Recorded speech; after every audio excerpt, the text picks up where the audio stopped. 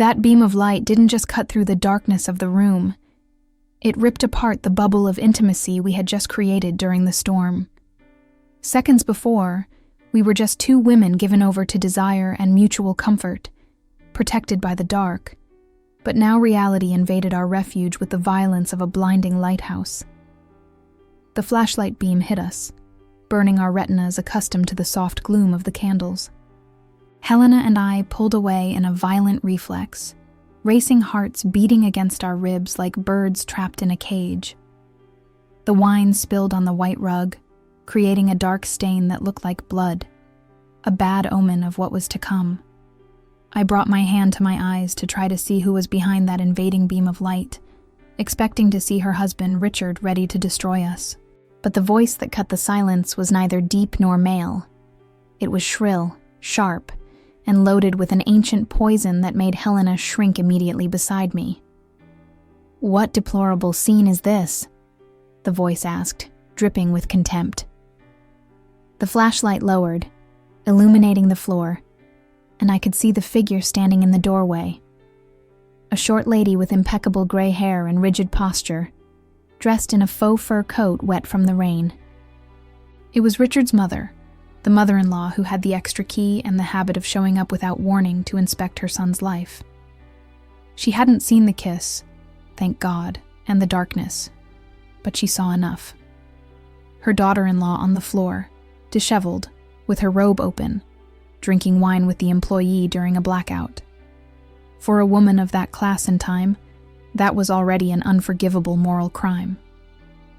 Helena tried to get up, but her legs failed. She pulled the kimono to close her body, trembling hands unable to tie the knot in the silk sash. "Margaret, we were just waiting for the lights to come back," Helena stammered, voice fading in her throat.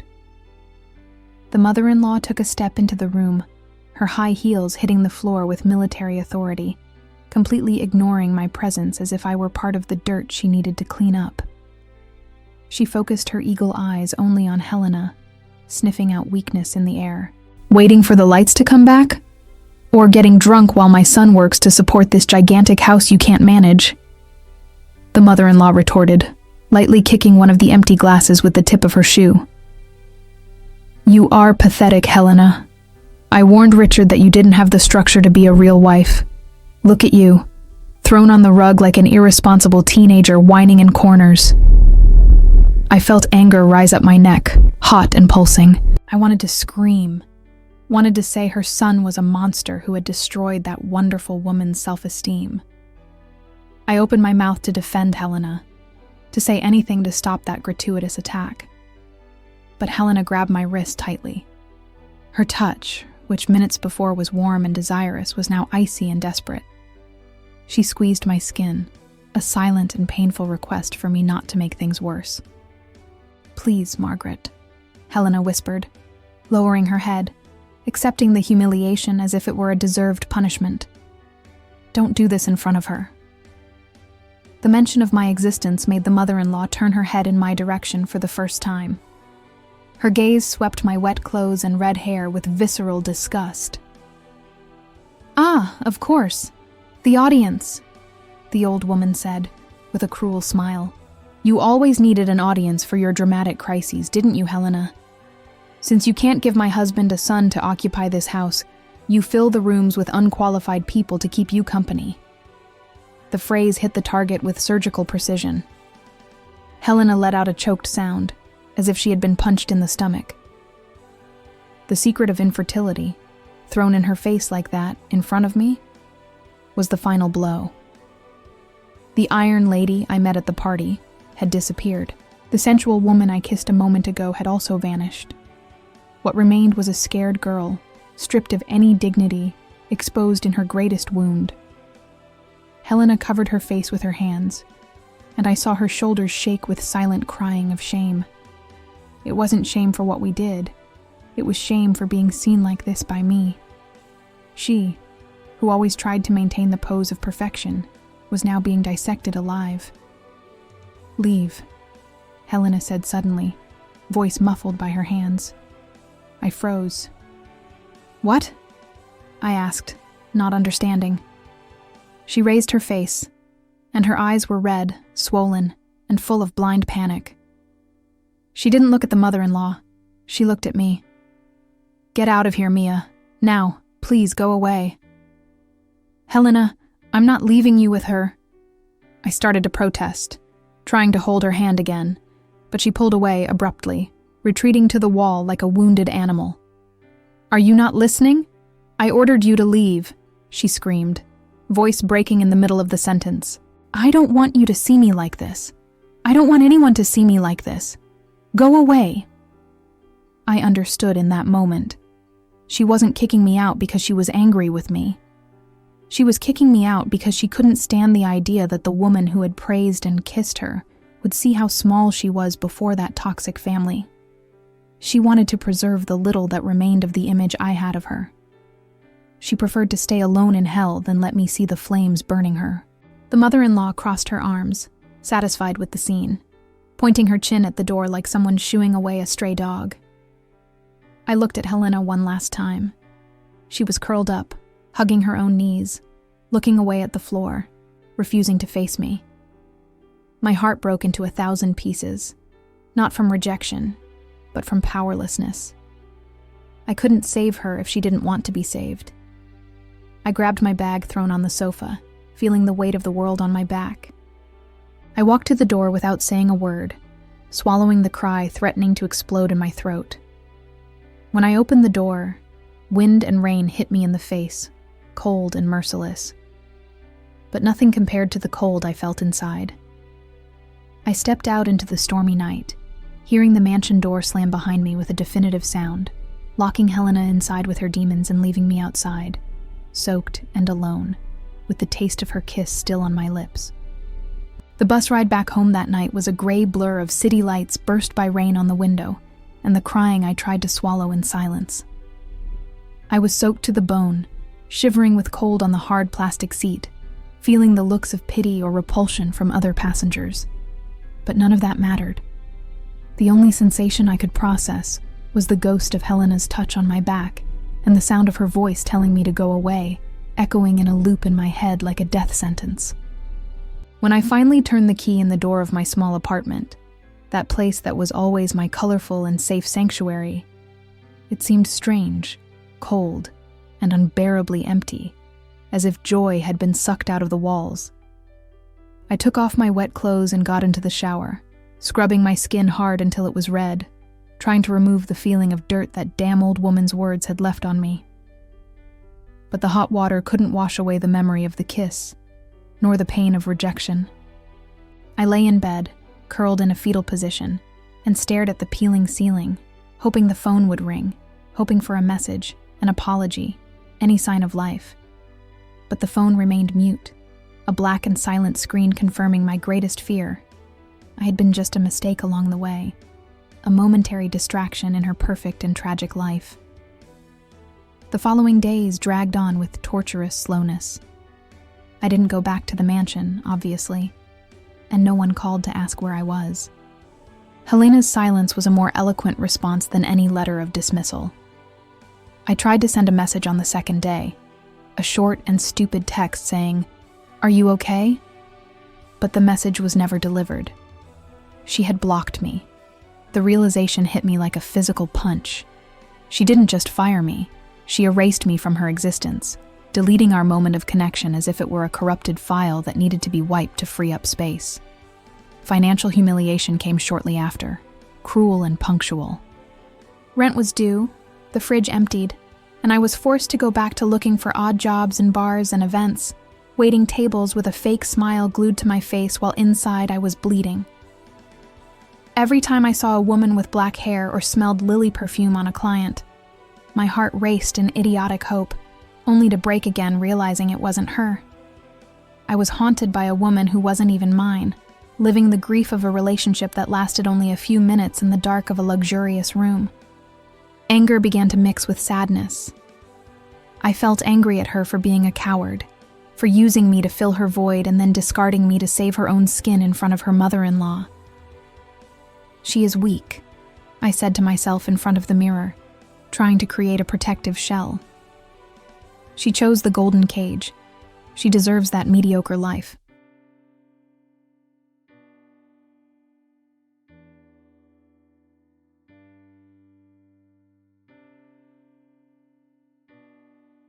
But the anger never lasted long because soon came the memory of her teary eyes, the confession about infertility, the way she clung to me as if I were the only buoy in a stormy ocean.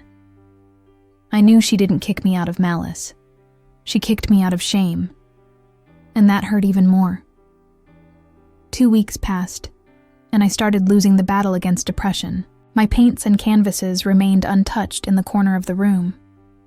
I had no inspiration to create anything colorful when my world seemed to have faded. I spent hours lying on the sofa, watching TV shows without sound, imagining what was happening in that mansion. Did the husband return? Was she taking those damn vitamins again?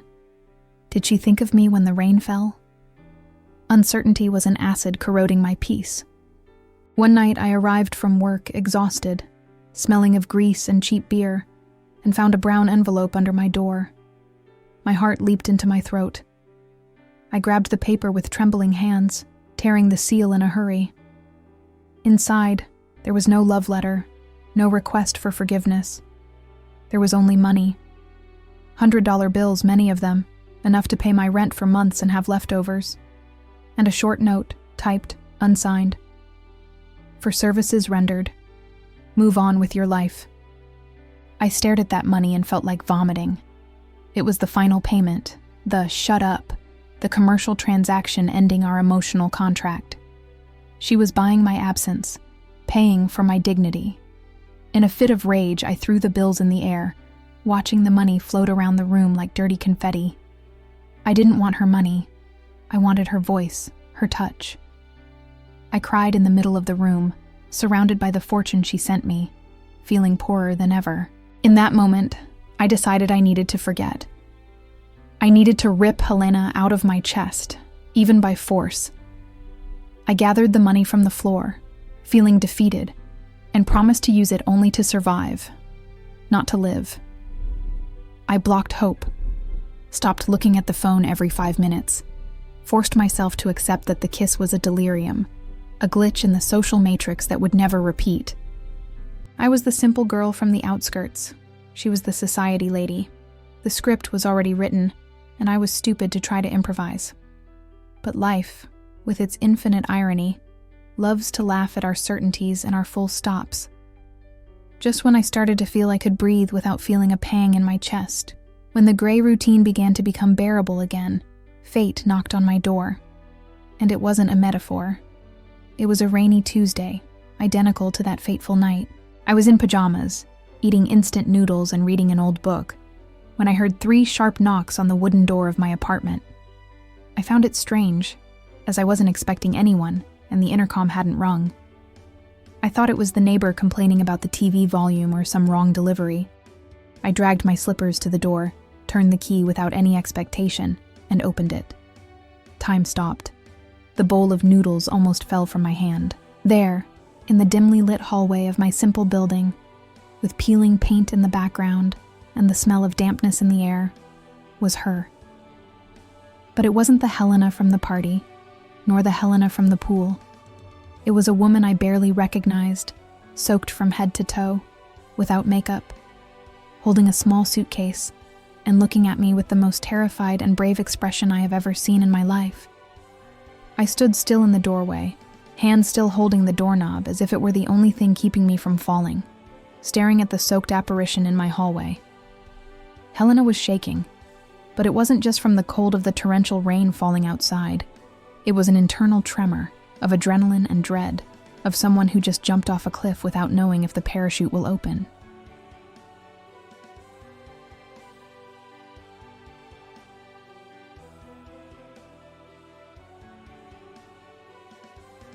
She looked smaller without high heels and structured dresses, wearing only dark jeans and a heavy beige coat now dyed brown by dirty street water. The small suitcase beside her was ridiculous for a woman who owned a closet the size of my entire apartment, which betrayed the haste and desperation of that escape. "I had nowhere to go," she whispered, voice failing, teeth chattering audibly. I tried to drive aimlessly, but the car seemed to know the way here. That simple confession broke the dam of my hurt. I forgot the money I threw in the air, forgot the 2 weeks of silence, forgot the mother-in-law's humiliation. The protective instinct, the same one that made me hold the tray so she wouldn't fall on the stairs at our first meeting, took control. I pulled her by the arm inside, closing the door with a kick and locking the world outside. My apartment was small and simple, with second-hand furniture and peeling walls, a brutal contrast to her marble mansion. But when Helena entered, she didn't look around with disgust or judgment. She looked as if she had entered a temple. The smell of cheap noodles and oil paint didn't seem to bother her. On the contrary, she closed her eyes and inhaled deeply, as if that stale air were pure oxygen. "You're freezing," I murmured, touching her face. Her skin was cold as ice, and her lips, previously red with expensive lipstick, were now purple. I ran to the bedroom and grabbed my only clean towel and a giant hoodie I used for painting. I helped her take off the wet coat, feeling the weight of water soaking the expensive fabric. Helena let herself be handled like a rag doll, exhausted, drained of all the combative energy she used to maintain the society lady pose. While I dried her hair with the towel, rubbing vigorously to bring warmth back, she began to talk. The words came out rushed, mixed with the crying she finally allowed to escape. "Richard returned from his trip early today," she recounted, staring at the worn parquet floor of my living room. "He didn't even notice I was different. He didn't even notice the silence in the house. He just walked in, threw his suitcase in the hall, and asked if dinner was ready." She let out a dry laugh, humorless. 20 years, Mia. 20 years serving that man, anticipating his every wish, killing myself to be the trophy wife he displayed at dinners. And he didn't even look at my face. I stopped drying her hair and knelt in front of her, holding her cold hands in mine. "What did you do?" I asked, feeling my heart accelerate. Helena looked up, and for the first time I saw a new fire burning in her dark irises. It wasn't anger, it was dignity. I looked at him and saw a stranger. I saw a small, selfish man who made me believe I was defective because my body didn't work the way he wanted. And then I realized the house wasn't a home, it was a stage set, and I got tired of acting. She squeezed my hands tightly. I didn't scream. I didn't make a scene. I just went up the stairs, grabbed my bag, my documents, and the jewelry my grandmother left me. He shouted from downstairs, asking where I was going dressed like that. I didn't even answer. I took the car and left through the gate. I left dinner on the table. I left the mansion. I left the title of Mrs. Richard. I left everything behind, Mia, because none of it was worth it if I had to keep feeling dead inside. I knew there was more to that story. I knew, by the calculating glint that appeared for a second in her eyes, that she hadn't left empty-handed financially. Helena wasn't stupid. She had built that empire alongside him. But she didn't talk about lawyers or bank accounts at that moment, and I didn't ask. What mattered there wasn't the bank balance. It was emotional liberation. She had divorced not on paper, but in her soul. "Why did you come here?" I asked, needing to hear, needing to be sure it wasn't just neediness or lack of options. Helena released my hands and touched my face, her cold fingers tracing the outline of my jaw. Because when I was driving in the rain, thinking I had lost everything, I realized the only thing I really wanted to recover wasn't in that house. It was here. I came because I can't breathe away from you. I tried. I swear I tried. But my life without you is just a black and white movie. Those words healed all the wounds of the last few weeks. The anger I felt evaporated, replaced by an overwhelming love that almost knocked me over. I wasn't the spare tire. I was the destination. "I have nothing to offer you, Helena," I warned, gesturing to the tiny apartment. "Look at this place. It has no luxury, no space. Sometimes water runs out in the summer. You are a queen, and this here..."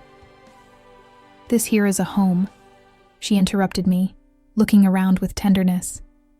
"It has color, it has life, it has you." She leaned forward, resting her forehead on mine.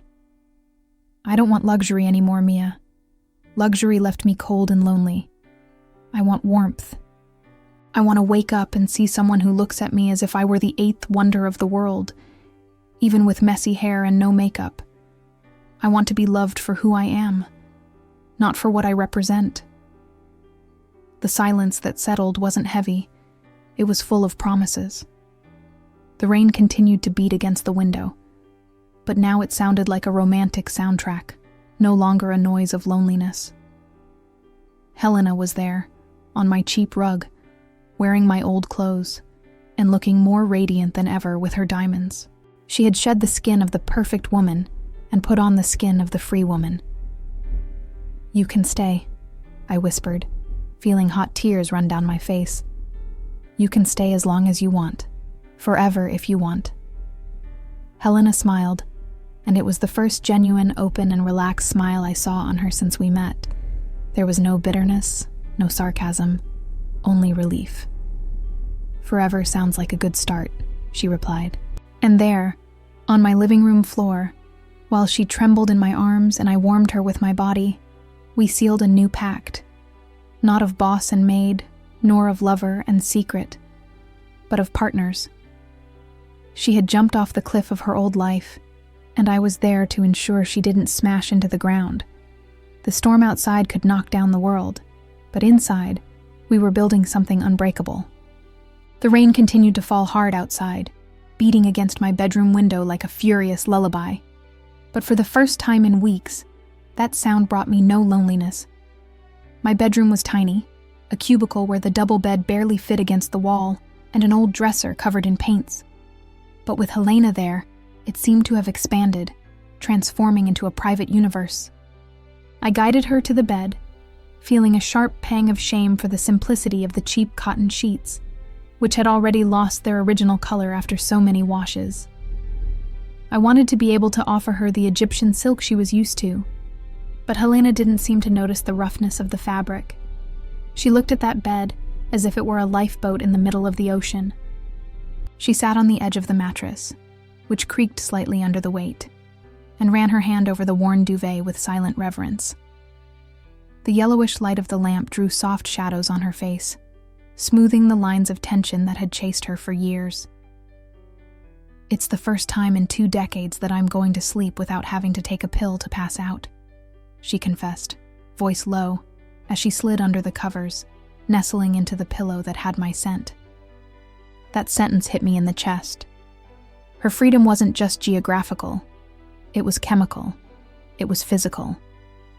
I turned off the light, plunging the room into darkness that, this time, wasn't frightening like that night at the mansion.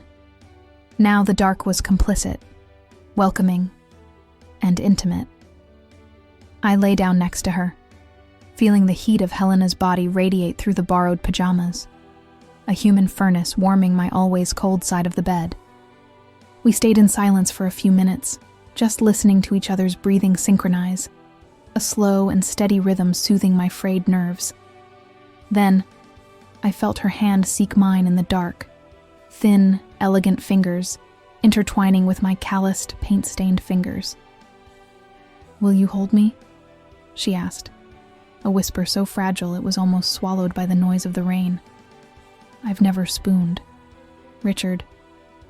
He said he needed space, that he couldn't stand human heat during the night." The cruelty of that domestic detail made me pull her to me with fierce urgency, gluing my back to her chest, or turning her so I could wrap her back with my body, creating an impenetrable cocoon. I hugged Helena from behind, wrapping my arm around her waist and resting my hand on the flat belly she hated so much for being empty.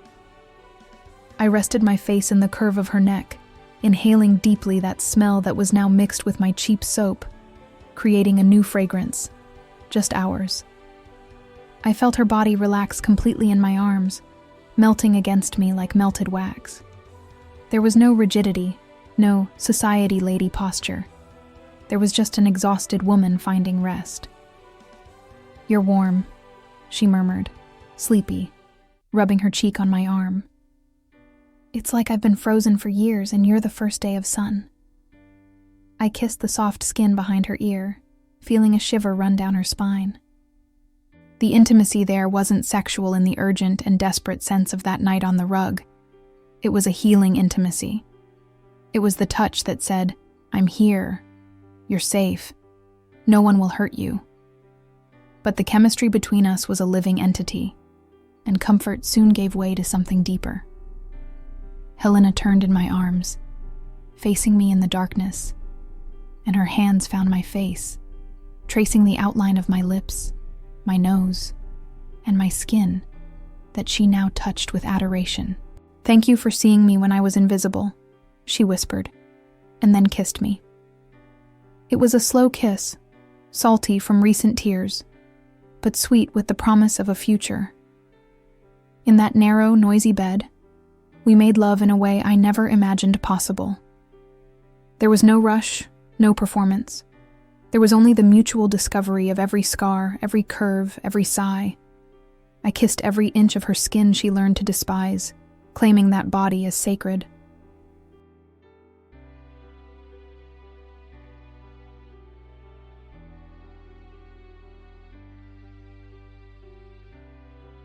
And Helena, in turn, touched my curves and my non-standard body as if handling the most precious work of art in the world, erasing all my insecurities with her fingertips. For the first time, she didn't worry if the light favored her angle or if her makeup was smeared. She surrendered to pure sensation, moaning my name against the muffled pillow, releasing years of repression and coldness. The small room filled with the warmth of our passion, making the storm outside an insignificant detail. We were the storm, and we were also the shelter. When exhaustion finally overcame us, Helena fell asleep with her head on my chest, breathing heavy and deep, like someone who finally let go of a burden of tons. I stayed awake for a while longer, stroking her hair, hearing cars pass on the wet street. I looked at the dark ceiling and felt a new fear, the fear of losing this. Now I had everything, and that meant I had a lot to lose. The money she brought, the divorce that would come, the society that would judge us. All these were problems for the next morning. But there, in that rainy dawn, I had the woman I loved sleeping in my arms, safe and real. I closed my eyes, allowing myself to believe that happily ever after wasn't fairy tale stuff, but something built with courage and cotton sheets. I woke hours later with a beam of sunlight invading the crack in the curtain, illuminating dust dancing in the air. Helena was already awake, sitting in bed, wrapped in the sheet, watching the day break through the window. For a second, I feared regret had struck, that she missed the luxury. But when she turned to me, her face was serene, illuminated by a determination I didn't know. "Good morning, my love," she said, with a smile that didn't reach her eyes. "We need to talk about the future, because I didn't leave that house just to escape. I left to build something, and I have a plan." The smell of freshly brewed coffee filled the tiny kitchen of my apartment, mixing with the scent of rain that had finally ceased outside. It was a lazy Saturday morning, with the timid sun trying to dry the puddles on the sidewalk, and seeing Helena sitting at my wobbly Formica table seemed like a hallucination too beautiful to be real. She wore a t-shirt of mine that was huge on her, leaving one shoulder exposed, and held the chipped ceramic cup with both hands, blowing the hot steam with a serenity I had never seen in the mansion. There, without makeup and hair tied in a loose bun, she looked 10 years younger, light, stripped of the iron armor she wore for so long. "The plan," she began to say, smiling at the steam of the coffee, "involves starting over. But starting over right. I don't want to live hiding here forever, Mia. I want us to have a dignified life, and I know exactly how to achieve that." She spoke with new determination, but her eyes, occasionally, darted to the kitchen window, which overlooked a simple neighborhood square. I followed her gaze and saw what held her attention. A mother pushing a stroller, adjusting the blanket with that instinctive and banal care that, for Helena, was a painful and unattainable mystery. Her smile withered a little, and the old shadow returned to darken her face. She put the cup on the table with a heavy sigh, the sound of ceramic hitting wood echoing like a sad full stop. "You know what's worst?" she asked without looking at me. "I feel selfish. I am here, with the woman I love, free from that toxic marriage, and I should be exploding with happiness. But when I see that," she pointed with her chin to the square, "it still hurts. It hurts knowing I am a genetic dead end, that I will never know what it's like to hold a piece of me and you in my arms." I got up from the sink, where I was washing breakfast dishes, and dried my hands on the dish towel, feeling my heart race. That conversation had been stuck in my throat since the day I saw her crying in the empty nursery. I walked to her and crouched beside the chair, placing my hand on her knee, which trembled slightly. "Helena, look at me," I asked gently. She turned her face, eyes watery with unshed tears. "Do you think family is made only of blood and biology? Do you think a mother is only who gives birth?" "I am 45 years old, Mia." She repeated the phrase her ex-husband used as a weapon, but now it sounded just like a sad realization. "My time ran out, and I don't want to tie you to an incomplete woman. You are young. You can still have all that, and I don't want to be the anchor stopping you from being a mother." I breathed deeply, searching for the right words, the ones that would change our lives forever. "You aren't an anchor, you are my harbor. And about being a mother." I paused, holding her gaze firmly. "Your body might not be able to carry, Helena, but mine can. My womb is young. My body is strong. If your dream is to have a child of ours, I can carry that dream for both of us." Helena froze. She blinked once, twice, trying to process what I had just said. Her mouth opened slightly, but no sound came out. The shock stamped on her face was palpable, as if I had suggested we could fly. "What?" she whispered, voice almost inaudible. "Mia, do you have any idea what you're saying? A pregnancy changes everything. The body, life, career. I can't ask that of you. It would be a huge sacrifice." "It's not a sacrifice if it's my desire too," I replied quickly, squeezing her hand. "I see how you look at children. I see the love you have stored in there, gathering dust because it had nowhere to be deposited. I want to see you be a mother. I want to see you teach our child to be strong and elegant like you. I lend my belly, my blood, my 9 months. But the baby will be ours. Half my chaos, half your class." The tears she held back finally overflowed, running free down her face, dripping onto the old t-shirt she wore. She released my hand and held my face with 2 cold palms, looking at me as if I were a deity who had just granted a miracle. "You would do that?" she asked, voice choked by crying. "You would carry a child for us? Even knowing I can't give my genetic part?" "Genetics is a detail," I smiled, wiping a tear from her cheek with my thumb.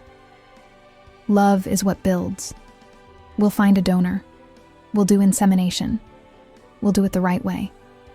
I want to see your face when you hear the little heart beat for the first time.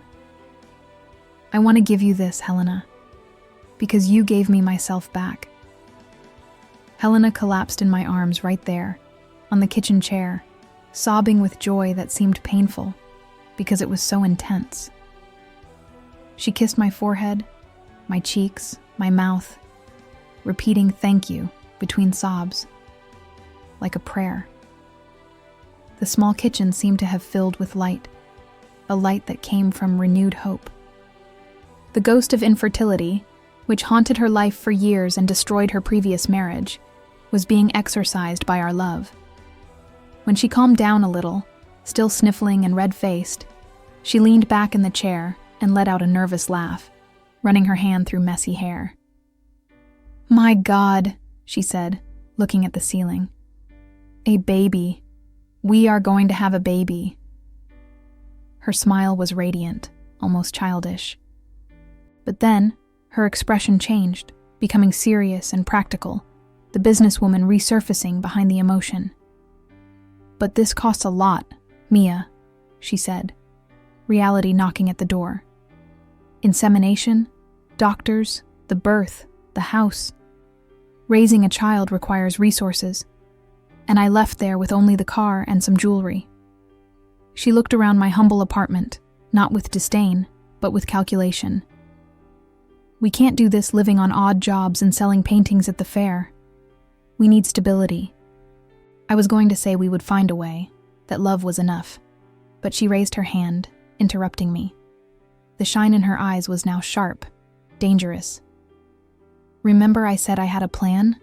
she asked, leaning forward with a smile that gave me chills. "I didn't just leave that house as a runaway wife. Before taking the car, I made a call. A call Richard would never expect the trophy wife to have the courage to make." I stared at her, intrigued and a little scared by the sudden change in tone. "Who did you call, Helena?" I asked. She picked up the coffee cup again, now cold, and took a sip as if toasting to a secret victory. "To the best divorce lawyer in the country," she replied, with the coolness of the Iron Lady returning, but now used in our favor. "Richard thinks I am weak. He thinks I will accept crumbs to not make a scene. But he forgot I know where all the bodies are buried in that company. And I won't ask for alimony, Mia. I'm going to ask for my share of the empire I helped build, serving dinners and smiling at partners I detested. Our baby will be born with a silver spoon, funded by the man who said I was useless. The wait in the reception of that law firm on Fifth Avenue was one of the longest hours of my life. The air conditioning was too cold, the carpet was too gray, and the silence was only broken by the annoying ticking of a minimalist wall clock. I chewed my nails, peeling off the black polish, imagining what was happening inside, in the armored meeting room where Helena faced her ex-husband for the last time. I was afraid she would waver, that Richard's imposing presence would make her shrink back into the role of submissive wife. After all, 20 years of manipulation don't disappear overnight, and he had money, power, and arrogance on his side. When the solid wood double doors finally opened, I jumped up, heart in mouth. Richard came out first, accompanied by 3 lawyers in expensive suits. He was red, with a vein in his forehead popping and an expression of someone who had just swallowed a live toad. He passed by me without seeing me, huffing with rage, and marched to the elevator like a defeated general. Right behind him came Helena. She wasn't crying. She wasn't shaking. She walked with her head held high, holding a black leather folder against her chest, and there was a tiny, dangerous smile playing on her lips. We went down in silence to the parking lot, and only when we entered the new car she had rented did the mask fall. Helena let out a loud, liberating laugh, hitting the steering wheel with her hands. "He tried to offer me an allowance, Mia," she recounted, eyes shining with adrenaline. "He said I should thank him for not leaving me on the street. That's when I put the folder on the table. Photos, bank statements from offshore accounts he swore I didn't know about, printed emails of illegal negotiations he did at the dinner table while I poured the wine." I looked at her, agape. The woman I thought fragile had stored ammunition for years, waiting for the right moment to pull the trigger. "What did he do?" I asked. Helena turned the key in the ignition, the car engine purring softly. "He turned white. His lawyers asked for a 5-minute recess. When they returned, they didn't want to negotiate anymore. They wanted to capitulate. Richard signed everything: the country house, half of the liquid investments, and compensation for moral damages to ensure my silence about his tax fraud." She took one hand off the wheel and held mine, interlacing our fingers. "He paid for my youth, for my empty womb, and for every tear I shed in that nursery. And the amount, Mia, The amount is enough so we never have to worry about the price of rent or groceries again. It's his dirty money, but we will wash it with love. We will transform his greed into our daughter's life. The first stop we made wasn't at a clothing store or a luxury dealership. It was at the most renowned fertility clinic in the country, a place that looked like a 5-star hotel, with glass walls and attendants who spoke softly and offered espresso in porcelain cups. I felt out of place again, with my simple clothes and worn sneakers. But this time, Helena didn't let go of my hand. She introduced me to the doctor, a gentleman with white hair and a kind smile, as my partner and future mother of my child. The naturalness with which she said that made me want to cry right there, in front of the receptionist. The consultation was a whirlwind of technical terms: ovulation, donor, genetic load, surrogate uterus. The doctor explained that since I was young and healthy, the chances of success on the first attempt were extremely high. Helena listened to everything with devout attention, noting every detail in a leather notebook, asking questions about vitamins, rest, and risks. She was already being a mother, taking care of every step of the process with obsessive and passionate zeal. The moment came to choose the donor. We sat in front of a computer, looking at anonymous files of men we would never meet. It was a surreal situation, choosing the other genetic half of our child based on eye color, height, and health history. Helena stopped at a specific profile, a donor with kind brown eyes and an artistic history. "He likes to paint, like you," she said, pointing to the screen, "and has a compatible blood type. I want the baby to have your soul, Mia, but if they can have a bit of art in the blood, even better." We closed the contract that same day. The cost was exorbitant, something I would take 10 years to save working as a waitress. But Helena swiped the card without blinking. When we left the clinic, the late afternoon sun tinged the sky orange and pink, and I felt a huge weight lift off my back. Richard's money, that man who said Helena was hollow, was paying for the science that would make her complete. There was poetic justice in that which made me want to laugh. But the physical part of the journey was just beginning, and it would be mine. That night, we started the protocol. Helena turned our bedroom into a makeshift infirmary, aligning the hormone boxes on the dresser with the same precision she previously used to organize her ex-husband's dinners. When she picked up the first syringe, her hands shook a little. "Will it hurt?" she asked, eyes full of worry, holding the fine needle against the light. "Less than the longing for someone we haven't met yet," I replied, lifting my shirt and exposing my belly. Helena knelt in front of me, kissed the skin of my abdomen with reverence, and with extreme care, applied the injection. I felt the prick, the liquid burning as it entered, but what I felt most was her gaze. She wasn't looking at my belly with envy because I could carry the baby. She was looking with pure gratitude. In the following days, my body began to change. The hormones made me nauseous, bloated, and emotional. I cried at margarine commercials and laughed for no reason 5 minutes later. Helena was my rock. She held my hair when I threw up in the morning, massaged my swollen feet at night, and endured my bad moods with the patience of a saint. She read pregnancy books aloud to my still flat belly, talking to the little bean we didn't even know had taken yet. The day of the insemination procedure arrived too fast. I was lying on that cold stretcher, legs in stirrups, feeling vulnerable and exposed. Helena was by my side, dressed in a ridiculous blue surgical gown, holding my hand so tight I thought she would break my fingers. The doctor entered, performed the procedure that lasted less than 10 minutes, and said the phrase that would seal our fate. "Now it's up to nature. Let's wait 2 weeks for the blood test." 2 weeks. 14 days. 336 hours. That waiting period was the sweetest and most agonizing torture of our lives. Every cramp I felt, Helena asked if it was the baby. Every time I refused food, she smiled hopefully. We were pregnant with expectation, living in a bubble of anxiety where the outside world didn't matter. And then, on a Tuesday morning, the phone rang. It was the lab. Helena answered, and I saw the color drain from her face as she listened to the result. The silence that followed that phone call lasted only a few seconds, but it felt like an eternity suspended in time, where not even the air dared to move. I saw the phone slip from Helena's loose fingers and fall onto the rug with a dull thud, and for a terrible instant, my stomach plummeted, thinking the dream had ended before it even began. Helena was pale, static, staring at nothing with her mouth slightly open. "Helena?" I called, voice strangled by fear. "Talk to me. Did it go wrong?" She turned her face to me slowly, and then, like a dam breaking, shock gave way to a trembling, wet, and absolutely radiant smile. "Positive," she whispered, and then shouted, throwing posture to the wind. "It's positive, Mia. We are going to have a baby."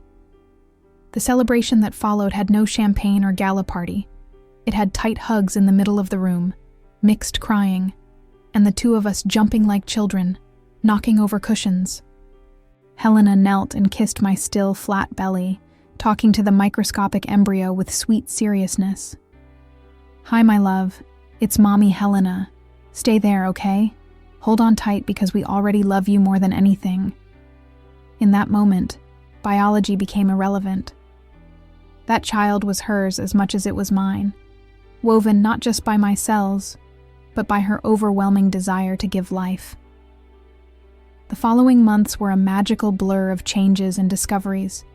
My belly began to show, stretching skin with life growing inside, transforming my curves into a living cradle. Helena found this fascinating.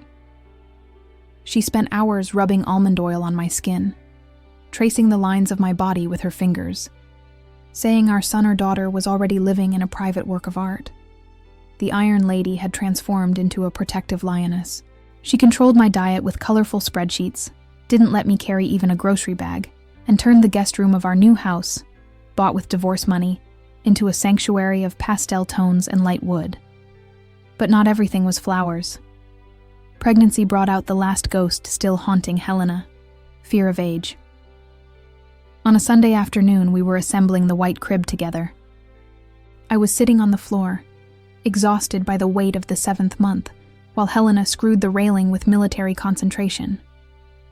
Suddenly, she stopped and stared at her own reflection in the wardrobe mirror. She dropped the screwdriver and sighed, running her hand through her hair where some white strands were beginning to appear, proud, since she had stopped dyeing it so often. "What is it?" I asked, feeling the change in her energy. Helena didn't turn around. "Mia, I'll be 60 when this child turns 15. I'll be the oldest mother at the school gate.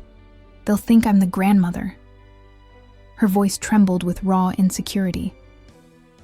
"What if I don't have energy? What if I pass away before seeing our child graduate? Was I selfish wanting this now?" I got up with difficulty, feeling the weight of the belly and back pain, and walked to her. I hugged her from behind, resting my chin on her shoulder, making our reflections meet in the mirror. Me, young and round with life.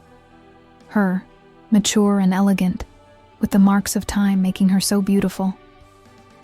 "Look at us," I asked softly. "You aren't old, Helena. You are ready. A 20-year-old mother has energy, but you have wisdom. You have patience. You have stories." I turned her face to me and kissed the fine lines around her eyes. "This child will be lucky to have a mother who has lived enough to know what really matters. And about time, no one has a guarantee of time, love. The only thing we can give is the intensity of the present.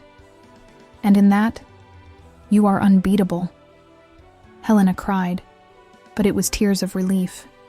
She rested her forehead on mine and then on my belly, where the baby, as if agreeing, gave a strong kick that made her hand jump. "See?" I joked. "He agrees. He wants the wise mother, not the mother who doesn't know who she is yet." The final stretch of pregnancy was a sweet wait. The name was already chosen: Isabella. A strong, classic name, like Helena, but with the sweet sound I liked. The house was ready, hospital bags were at the door, and anxiety was electric. Helena barely slept, checking if I was breathing every hour, timing every Braxton Hicks contraction as if it were a NASA mission. Her love, previously contained and cold, now overflowed in every gesture, in every cup of tea, in every massage on my swollen feet that looked like loaves of bread. On a rainy night, ironically similar to the night we met and the night we fled, I woke up with sharp pain and a strange sensation of wetness. My water broke. There was no panic, just coordinated action full of adrenaline. Helena grabbed the car keys with a steady hand, helped me put on my coat, and guided me to the elevator, whispering words of courage in my ear while I moaned in pain. On the way to the hospital, between one contraction and another, I looked at her profile illuminated by city lights. She was focused, driving safely, but there was an undisguisable smile on her lips. The woman who once thought her dry womb was a death sentence was about to see life born from the love she planted. I squeezed her hand on the gear shift and she squeezed back. We were about to meet the face of our miracle. 3 years have passed since that stormy night my water broke, but sometimes, looking at my living room on a Sunday morning, I still need to pinch myself to make sure I'm not dreaming. The house where we live today isn't a cold and silent mansion, like the one where I met Helena. It's an old, spacious townhouse, renovated with money from that legal settlement, where windows are always open, and the wooden floor is constantly covered in colorful toys. There is no echo of loneliness here, just the constant sound of small feet running, high-pitched laughter, and children's songs playing on television and sticking in our heads for the rest of the day. I was sitting on the sofa, finishing folding a pile of tiny clothes, when Hurricane Isabella ran into the room, dressed in a fairy costume mixing pink tulle with yellow rain boots, a chaotic combination she chose herself that betrayed my artistic DNA in her. She had my brown eyes and my stubborn chin, but the smile was all Helena's. Isabella stopped in front of me, panting, and threw imaginary glitter on my head with her plastic wand. Mommy Helena said I can't eat chocolate before lunch," she snitched, with that dramatic indignation only a 2-year-old child can have. Right behind her, Helena entered. And seeing that woman today still makes my heart skip beats, exactly as it did the first time I saw her on the stairs. But the Helena of now is unrecognizable. At 48, she is more beautiful than ever, but in a different way. Black hair, now with some silver strands proudly assumed, was tied in a practical ponytail. She wore jeans and a t-shirt stained with gouache paint, and her face was flushed from running after our daughter. There was no trace of that icy rigidity, that obsession with perfection, or the sadness that corroded her inside.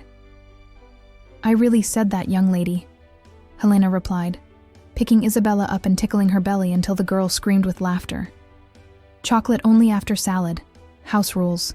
I watched the scene with a lump in my throat, that kind of urge to cry from happiness you feel when life is too good. Helena, the woman who thought her dry womb made her useless, was the most devoted, affectionate, and natural mother I had ever seen. She was born for this. The love she dammed up for decades now flowed freely to Isabella, nourishing that child with a security Helena never had. She sat next to me on the sofa, with Isabella nesting between the two of us, forming the perfect link uniting us. Helena kissed her daughter's forehead and then turned to me, intertwining our fingers over Isabella's chubby legs. "She has your energy," Helena commented, sighing with a tired but happy smile. "I don't know where she gets so much breath. Sometimes I think I'll need those old vitamins just to keep up with her pace." "You look great," I replied, kissing her hand. "You are the hottest mom at school." Helena laughed, rolling her eyes, but I knew she believed it. Validation no longer came from an absent husband or a cruel society. It came from the unconditional love we built within those walls. Richard's money gave us comfort, yes, but it was Helena's courage in jumping into the abyss that rainy night that gave us all this. He kept the company and the bitterness. We kept the life. Sometimes when Isabella sleeps, we talk about the past. We talk about how ironic it is that an act of humiliation, her calling me a red blur and me waiting tables, was the trigger for our meeting. Helena feels no shame about that night anymore. She says she needed to break to be rebuilt the right way. And the empty nursery, that mausoleum of sadness in the old mansion, is today just a distant memory, replaced by the messy room full of life of our daughter upstairs. Society still looks at us funny sometimes. 2 mothers, a 23-year age gap, an ex-socialite, and an ex-waitress.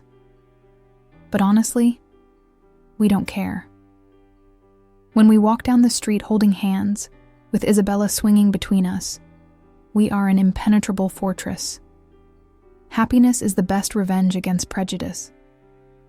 And seeing Helena bloom, seeing her free herself from the chains of age and infertility to become this complete woman, was the greatest work of art I helped create. Isabella yawned in Helena's lap, the fairy energy finally running out, and rested her head on her mother's chest, closing her eyes. Silence returned to reign in the room, but now it was a filled, warm, and comfortable silence. I looked at the 2 women of my life, the one who gave me a purpose and the one who gave me a future. I felt immense gratitude for having had the courage to go back to that house the next day, for having had the audacity to touch her, and for having offered my body to generate our dream. Helena noticed my gaze and smiled, that serene smile of someone who finally arrived home. "What are you thinking about?" she whispered, stroking Isabella's hair. I leaned in and gave a soft kiss on her lips, feeling the familiar taste of coffee and affection. "I'm thinking you were wrong, love," I replied. "You said you were hollow, but you are the person fullest of love I know. You overflowed so much you needed more people to fit all that feeling." She rested her forehead on mine, eyes shining with happy tears. "Thank you for filling me, Mia. Thank you for giving me a family."